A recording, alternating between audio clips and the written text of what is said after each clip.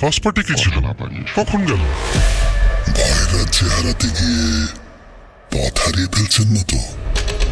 জি হ্যাঁ, সবার সাথে আপডেটেড থাকতে এক্ষুনি সাবস্ক্রাইব করে দিন আর ঘন্টা বাজিয়ে দিন।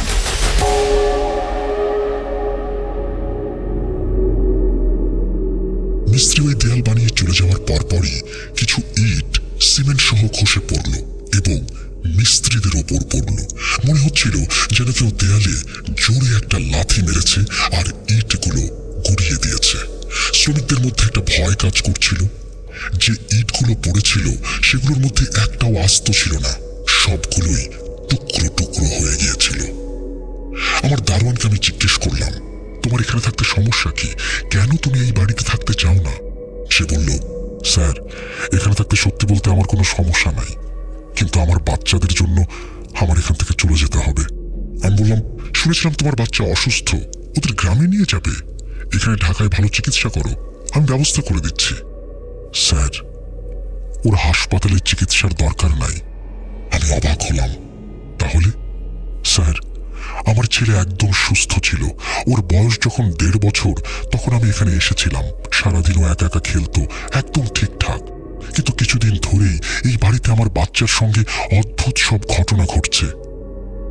আপনি দূরে ছিলেন তাই আপনাকে বিরক্ত করিনি।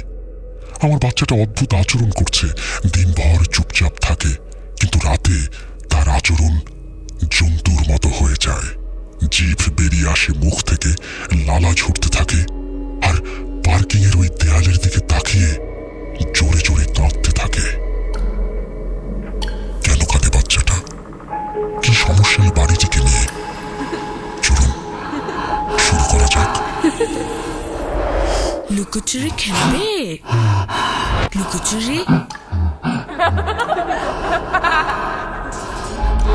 তুমি লুকাও, আমি ঠিকই তোমাকে খুঁজে পাবো।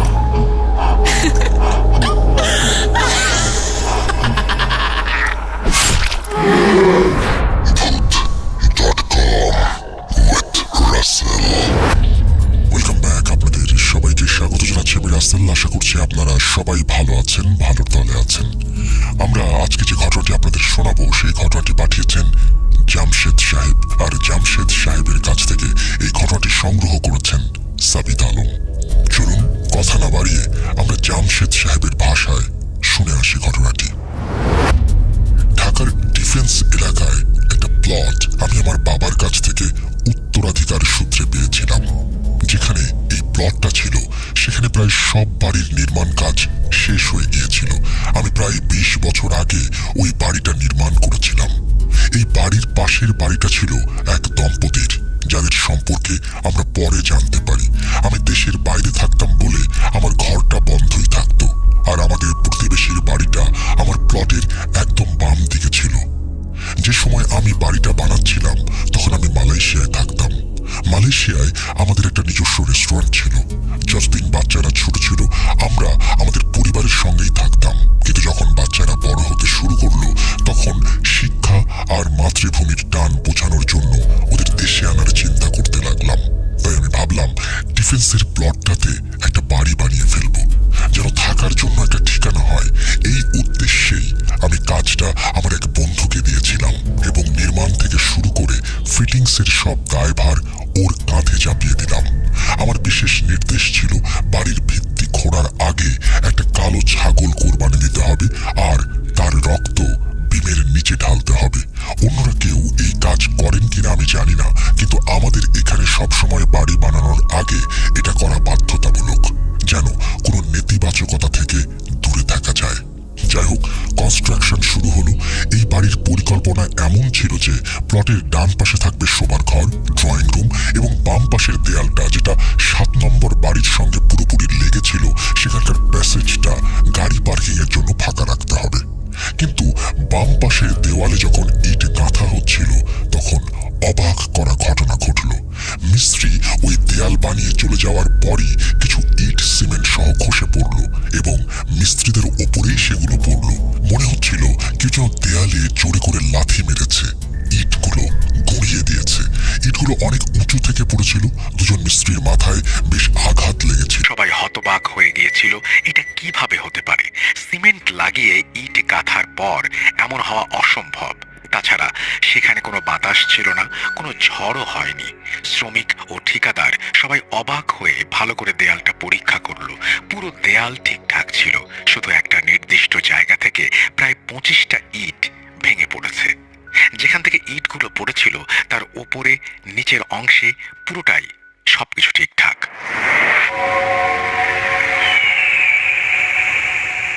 শ্রমিকদের মধ্যে একটা ভয় কাজ করছিল।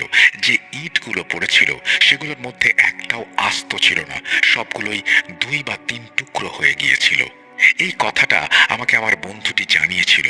সমস্যাটা ছিল এই যে এমন কোনো কারণই খুঁজে পাওয়া যাচ্ছিল না যা দিয়ে এই ঘটনার ব্যাখ্যা করা যায়। যাই হোক, সমস্যার সমাধান করার পর আমাকে পরামর্শ দেওয়া হলো যেন মালামাল আরো ভালোভাবে ব্যবহার করি আর নিজের দিক থেকে কোনো অবহেলা না করি। প্লটটা ফাঁকা ছিল, কিন্তু আমি সামনের দিকের লনের জন্য জায়গা বাম পাশে রেখে দিয়েছিলাম। পার্কিং এর জন্য পেছনের দিকে ডান পাশে একটা অংশ ছিল, যার একটা দরজা রান্নাঘরের দিকে খুলতো। সেটা লন্ড্রির জন্য রাখা হয়েছিল। বাড়ি তৈরির সময় চাঁদের প্রথম বৃহস্পতিবারে আমি অবশ্যই একটা ছাগল কোরবানি করাতাম আর সব শ্রমিকদের ওখানেই খাওয়াতাম। এটা আমার অভ্যাস ছিল, আর আমার রেস্টুরেন্টেও রিজিকের বরকত ও আল্লাহর সন্তুষ্টির জন্য এই কাজটা আমি করতাম। আমার দৃঢ় বিশ্বাস ছিল এই আমলের মাধ্যমে বিপদ আপদ থেকে দূরে থাকা যায়। কিছুদিনের মধ্যেই বাড়ি তৈরি হয়ে গেল। বাচ্চাদের আসার তখনও সময় বাকি, তাই আমার এক বন্ধুর ঘনিষ্ঠ এক কর্মচারীকে তার পরিবার সহ আমি আমার বাড়িতে থাকতে দিয়েছিলাম। ওই গার্ড আমার পরিচিত ছিল, কিন্তু কিছুদিন ধরেই লক্ষ্য করছিলাম গার্ডটা যেন ওই বাড়ি থেকে চলে যাওয়ার পথ খুঁজছে। কখনো কখনো অজুহাত দিত, স্যার আমি গ্রামে চলে যেতে চাই। কখনো বলতো, আমার বাচ্চাটা খুব অসুস্থ। আমি বুঝতে পারছিলাম আমি দূরে আছি বলে সে হয়তো নানা অজুহাত খুঁজছে। সে বিদেশে যাওয়ার কথা শুনতেও রাজি ছিল না। আমার মনে হচ্ছিল ও কিছু একটা লুকাচ্ছে, যদিও এখানে থাকায় তার কোনো ক্ষতি ছিল না। বাড়ির ছাদ, পানি, বিদ্যুৎ, গ্যাস সবকিছুই তার নিয়ন্ত্রণে। তাহলে সমস্যা কি? এত বড় একটা সম্পত্তি তো আমি এভাবে ছেড়ে রাখতে পারি না। আমি ভাবতেই পারিনি যে হঠাৎ করে আমাকে দেশে চলে আসতে হবে, বাড়িটা দেখতে আসতে হবে আর ওর সমস্যাটাও বুঝতে হবে। তারপর আমি দেশে চলে এলাম। বাড়ির নির্মাণ কাজ দেখে আমি সন্তুষ্ট হলাম। রং তুলির কাজও হয়ে গিয়েছিল, কিন্তু পার্কিং এর দিকে দেয়ালে কিছু চিহ্ন আমার চোখে পড়ল। ওই চিহ্নটা দেয়ালের ওপরের দিক থেকে নিচ পর্যন্ত ছিল। যাই হোক, তখন আমি সেটাকে তেমন গুরুত্ব দেইনি আর গার্ডকে বোঝানোর চেষ্টা করলাম যে আপাতত এখানেই থাকো, কিছুদিনের মধ্যে আমরাও দেশে চলে আসব। কিন্তু সিদ্ধান্ত তার হাতেই ছাড়লাম, যেটা সে ভালো মনে করবে সেটাই করবে। সে বলল, স্যার এখানে থাকতে সত্যি বলতে আমার কোনো সমস্যা নাই, কিন্তু আমার বাচ্চাদের জন্য আমার এখান থেকে চলে যেতে হবে। আমি বললাম, শুনেছিলাম তোমার বাচ্চা অসুস্থ, ওদের গ্রামে নিয়ে যাবে। এখানে ঢাকায় ভালো চিকিৎসা করো, আমি ব্যবস্থা করে দিচ্ছি। স্যার ওর হাসপাতালে চিকিৎসার দরকার নাই। আমি অবাক হলাম। তাহলে? স্যার আমার ছেলে একদম সুস্থ ছিল। ওর বয়স যখন 1.5 বছর তখন আমি এখানে এসেছিলাম। সারাদিন ও একা একা খেলতো, একদম ঠিকঠাক। কিন্তু কিছুদিন ধরেই এই বাড়িতে আমার বাচ্চার সঙ্গে অদ্ভুত সব ঘটনা ঘটছে। আপনি দূরে ছিলেন তাই আপনাকে বিরক্ত করিনি। আমার বাচ্চাটা অদ্ভুত আচরণ করছে, দিনভর চুপচাপ থাকে, কিন্তু রাতে তার আচরণ জন্তুর মতো হয়ে যায়। জিভ বেরিয়ে আসে মুখ থেকে, লালা ঝরতে থাকে, আর পার্কিং এর ওই দেয়ালের দিকে তাকিয়ে জোরে জোরে কাঁদতে থাকে। এরপর গার্ড আমার হাত ধরে বাইরে পার্কিং এর জায়গায় নিয়ে গেল এবং সেই দেয়ালটা দেখালো, যেখানে আমি নিজেও কিছু চিহ্ন দেখেছিলাম, কিন্তু খুব একটা খেয়াল করিনি। সে আমাকে ইশারায় দেয়ালটা দেখালো। এখন যা আমি দেখলাম সেটা কোনো প্রাণীর পায়ের ছাপ ছিল। এমন ভাবে ছাপগুলো ছিল যেন কোনো প্রাণী দেয়াল বেয়ে নিচে মেঝেতে নেমেছে, তারপর আবার মেঝে থেকে দেয়ালে উঠেছে। আমি বললাম, আব্দুল হক, এটা তো কোনো জন্তুর পায়ের ছাপ, কোনো প্রাণীর দেয়াল বেয়ে নিচে নামবে কিভাবে? সে বলল, স্যার আজ পর্যন্ত আমি এখানে কোনো প্রাণী দেখিনি, শুধু ছাপগুলোই দেখেছি। আমি বললাম, আব্দুল হক, এটা তো কোনো জন্তুর পায়ের ছাপ, কোনো প্রাণীর দেয়াল বেয়ে নিচে নামবে কিভাবে? সে বলল, স্যার, আজ পর্যন্ত আমি এখানে কোনো প্রাণী দেখিনি, শুধু ছাপগুলোই দেখেছি।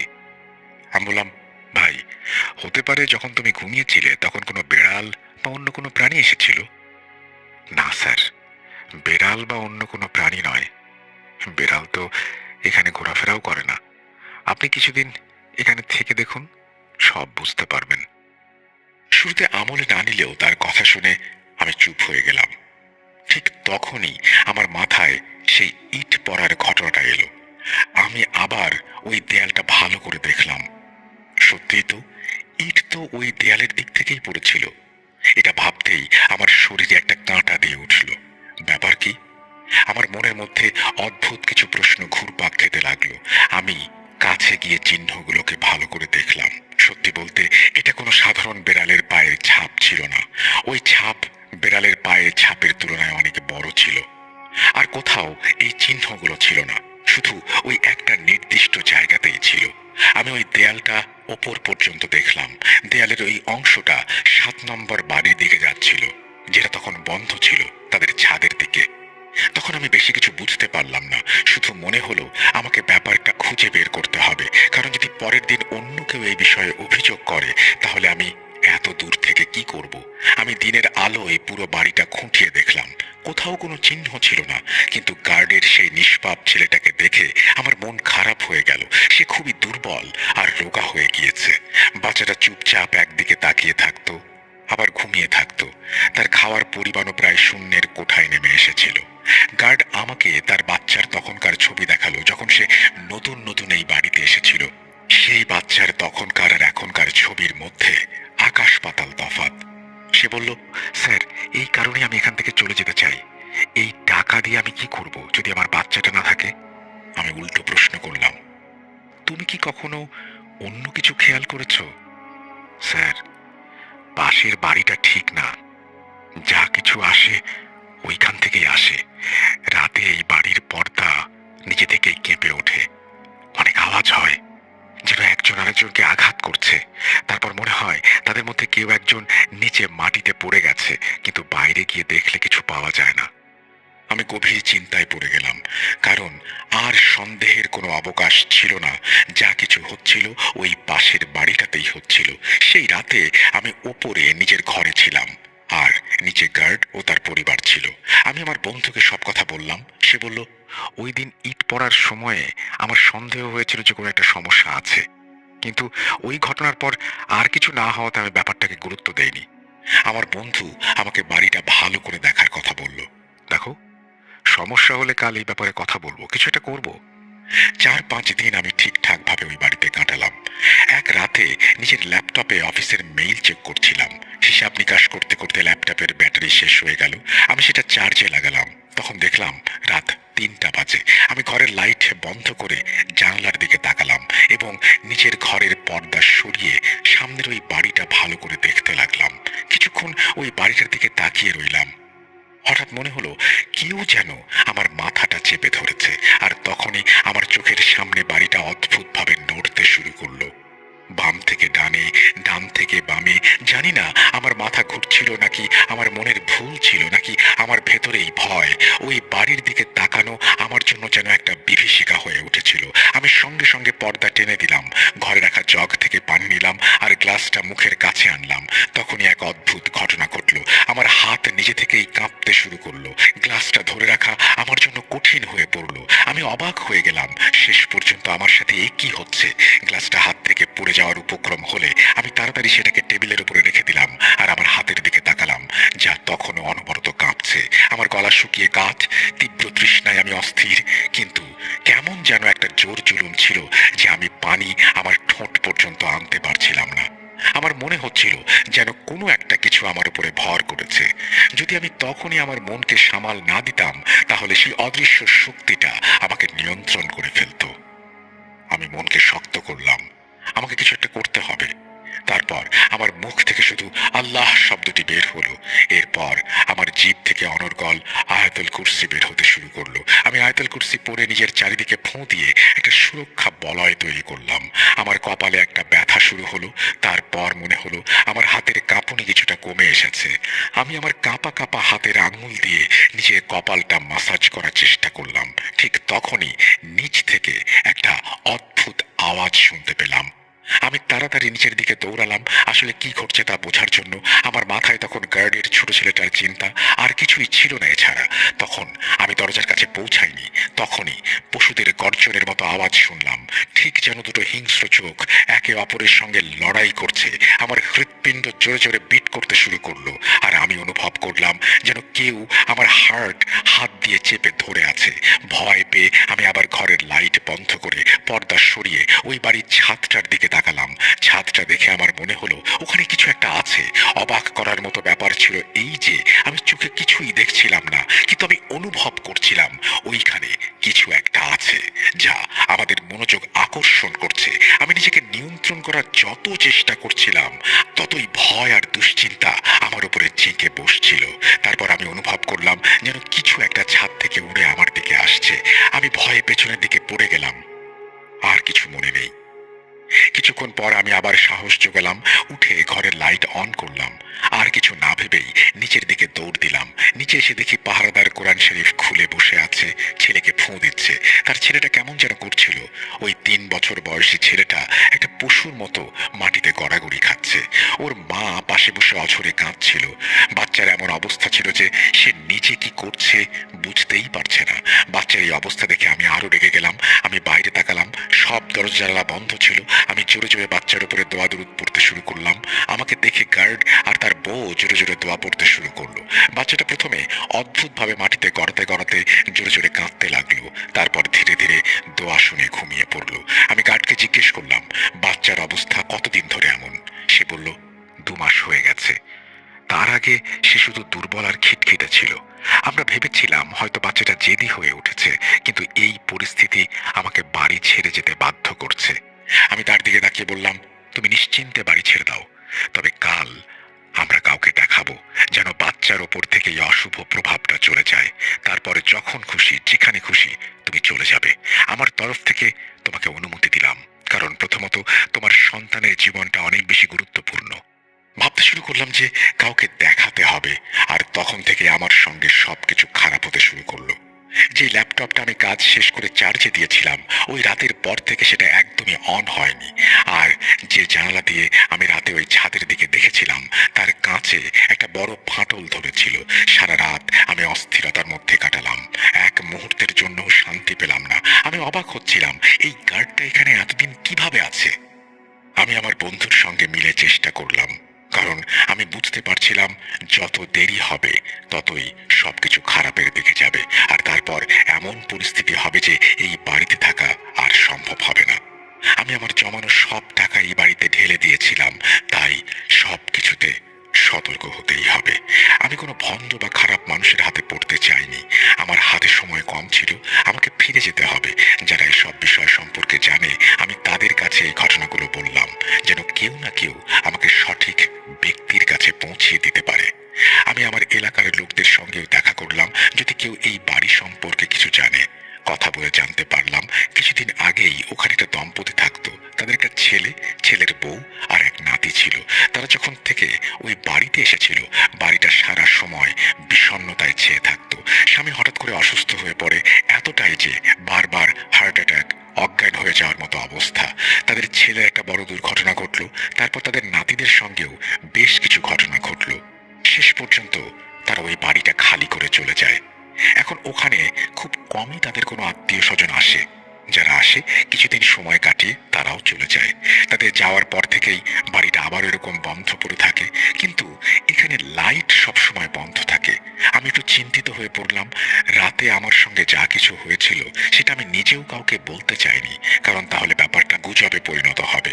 হয়তো এই কারণে ওই বাড়ির মালিকও আমার বন্ধুকে কিছুই বলেনি। আমার বন্ধুর ফোন এলো। যে আমাদের কারো সঙ্গে দেখা করতে যেতে হবে। আমার তখন শরীরটা একটু অদ্ভুত লাগছিল, মন চাইছিল না বিছানা থেকে উঠতে, চেয়েছিলাম ওখানেই শুয়ে থাকি, কিন্তু আমি জানতাম নিজেকে শক্ত না করলে আর কোনো উপায় নেই। যদি আমি দুর্বল হয়ে পড়ি তবে যে অশুভ সত্তাটা আছে সেটা আমাকে তার নিজের ইচ্ছা মতো নিয়ন্ত্রণ করবে। আমি গোসল করে নামাজের জন্য উজু করছিলাম। কাছের মসজিদে গার্ড আর তার ছেলেকে নিয়ে গেলাম। বললাম, নামাজ পড়ো আর বাচ্চাটাকেও পাশে বসিয়ে রাখো। বাচ্চাটার একদমই বসার মতো কোনো শক্তি ছিল না, সে মসজিদের একপাশে শুয়ে পড়ল। আমি নামাজ পড়ে আল্লাহর কাছে দোয়া করলাম। জামাত শেষ হলে আমি মসজিদের সম্মানিত ইমাম সাহেবের কাছে গেলাম, যেন বাচ্চার ওপর একটু দম করিয়ে দেয়া যায়। আমার নিজের আর আব্দুল হকের জন্য এটা জরুরি ছিল। আমি ইমাম সাহেবের সঙ্গে দেখা করলাম এবং তাকে বাচ্চাটির সঙ্গে পরিচয় করিয়ে দিলাম। তিনি বাচ্চাটিকে দেখলেন আর বললেন, কবে থেকে এই বাচ্চাটার অবস্থা এমন? আব্দুল হক সব খুলে বলল। এরপর তিনি বললেন, এই খারাপ দৃষ্টি বাচ্চার ওপরে খুব বাজেভাবে প্রভাব ফেলেছে, এভাবে বাচ্চা ভালো হবে না। আব্দুল হক আর আমি খুবই চিন্তিত হয়ে পড়লাম। আমি বললাম, আপাতত কিছু করে দিন, আমি এই কাজের জন্য উপযুক্ত কাউকে দেখছি না। তিনি বললেন, এই বাচ্চাটির সঠিক চিকিৎসার প্রয়োজন। আমি বুঝতে পারছি না এই নিষ্পাপ বাচ্চাটা কিভাবে ওই শয়তানি সৃষ্টিকে সহ্য করেছে। তিনি কিছু একটা পড়ে ফোঁ দিলেন। আব্দুল হকের ব্যাপারে সতর্ক থাকতে বললেন। তিনি বললেন, তোমার কিছু ভালো কাজ ছিল, তাই তোমার ক্ষতি বেশি হয়নি। আমি এটা শুনে একেবারে হতভম্ব হয়ে গেলাম। মসজিদ থেকে বেরিয়ে এলাম, কিন্তু জানি না কেন তখন আমার মনটা খুবই উদ্বিগ্ন ছিল। ভেতর থেকে কোনোভাবেই শান্তি পাচ্ছিলাম না। আমি বারবার নিজের ওপরে দোয়া দরুদ পড়ছিলাম। সেই নিষ্পাপ শিশুটির মুখ আমার চোখের সামনে বারবার ভেসে উঠছিল। ট্যাক্সির যাত্রাটা বেশ লম্বা মনে হচ্ছিল। হঠাৎ সামনে থেকে আসা একটা মোটরসাইকেলের সঙ্গে আমাদের গাড়ির অ্যাক্সিডেন্ট হয়ে গেল। মোটর বাইক চালক বেশ দূরে ছিটকে পড়লেন। আমি ট্যাক্সি চালককে চেঁচিয়ে বললাম, আপনি এটা কি করলেন? আর সে আমার মুখের দিকে তাকিয়ে হাবুডুবু খেতে লাগলো। ভাগ্য ভালো, ওই বাইক চালকের শরীরে শুধু ছোটখাটো চোট লেগেছিল। আল্লাহ বড় ক্ষতির হাত থেকে বাঁচিয়েছেন। আমি কিছু টাকা তার হাতে দিয়ে বললাম, আমি নিজেই হাসপাতালে নিয়ে যাচ্ছি। সে আমাকে বোঝানোর চেষ্টা করছিল, কিন্তু আমি এতটাই তাড়াহুড়ায় ছিলাম যে তাকে বললাম, তুমি টাকাটা রেখে দাও। ট্যাক্সিওয়ালার ভাষ্যমতে হঠাৎ করে তার চোখের সামনে অন্ধকার নেমে এসেছিল, তাই সে সামনে থেকে আসা বাইকটিকে দেখতে পায়নি। আমি যা কিছু নর্মালি নিচ্ছিলাম সেটাই আমাকে আঘাত করছিল। মনে হচ্ছিল এই অশুভ শক্তিটা সব সময় আমাকে বাধা দিচ্ছে, আমার উপরে বাধা হয়ে দাঁড়াচ্ছে। হয়তো ইমাম সাহেবের দোয়া আমাদের সেদিন রক্ষা করেছিল। আমি সঙ্গে সঙ্গে কিছু সাদকা দিলাম এবং আমার বন্ধুর কাছে পৌঁছালাম। আমার বন্ধু আমাকে একজন আলেম সাহেবের কাছে নিয়ে গেল। সেই আলেম সাহেব আমাদের সঙ্গে বাড়ি এলেন, বাড়িটা ভালো করে দেখলেন এবং বললেন, তোমাদের বাড়িতে কিছু নেই, কিন্তু পাশের বাড়িতে অদৃশ্য মাখলুকের বাসা আছে, যেগুলো ওই বাড়ি থেকেই আসছে, তাই তারা তোমাদের কষ্ট দিচ্ছে। যেহেতু শিশুটি নিষ্পাপ, তাই সে সহজেই সেই শয়তানের মাখলুকের কবলে পড়েছে। ওই মাখলুকটাই শিশুটাকে পশুর মতো করে তুলছে। প্রথমে 3টা কালো ছাগল 3 দিন ধরে এই জায়গায় কুরবানি করুন আর তাদের রক্ত 3 দিন পর্যন্ত বাড়ির 4 কোণে ছিটিয়ে দিন। এর মধ্যে আমরা বাড়ির সুরক্ষা করব আর আপনাকে বাড়ির দেয়াল আরো উঁচু করতে হবে। এই সময়ে দোয়া কালাম পড়া চলবে, যাতে ওই শয়তান আধ্যাত্মিক প্রক্রিয়ায় এই দেয়াল অতিক্রম করতে না পারে। আব্দুল হকের বাচ্চার বউকে ওখান থেকে সরিয়ে দেওয়া হলো এবং বাচ্চার চিকিৎসা শুরু হলো। এই সব কিছুর মধ্যে এমন সব আওয়াজ হচ্ছিল যেন পশুর আর্তনাদ, যা কান ফাটিয়ে দেয়। যখন তারা দেয়ালটা উঁচু করছিল তখন এত বেশি কান্নার শব্দ হচ্ছিল কি বলবো। পুরো বাড়ির এক একটা ঘর থেকে কান্নার আওয়াজ আসছিল। জানি না কোথা থেকে আমার মধ্যে এত সাহস আর শক্তি এসেছিল।